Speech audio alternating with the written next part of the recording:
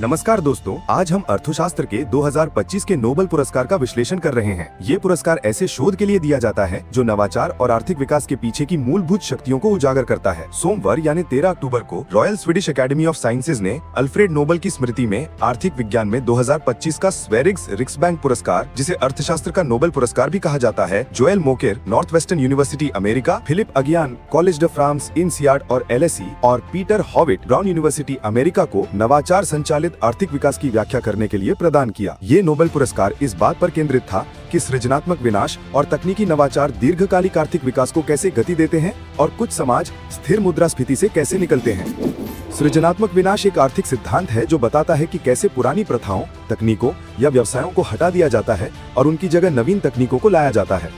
ऑस्ट्रियाई अर्थशास्त्री Joseph Schumpeter ने 1942 में पूंजीवाद की गतिशील प्रकृति को समझने के लिए इस शब्द का प्रयोग किया था, जहां नवाचार लगातार उद्योगों को रूपांतरित करता है और अक्सर पुराने मॉडलों को अप्रचलित बना देता है।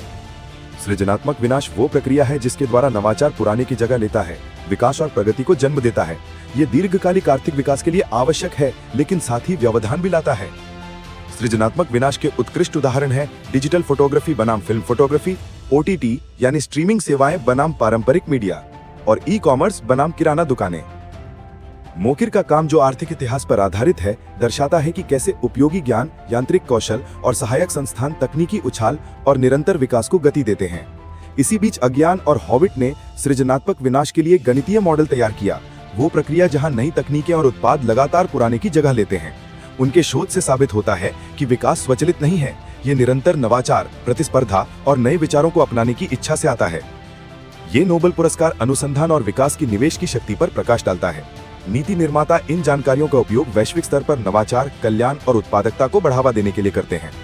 अगर आपको ये नोबेल सारांश पसंद आया है तो लाइक करें और हर हफ्ते और भी सरल तरीके से समझाए गए समसामयिक विषयों, विज्ञान और अर्थशास्त्र के लिए सब्सक्राइब करें।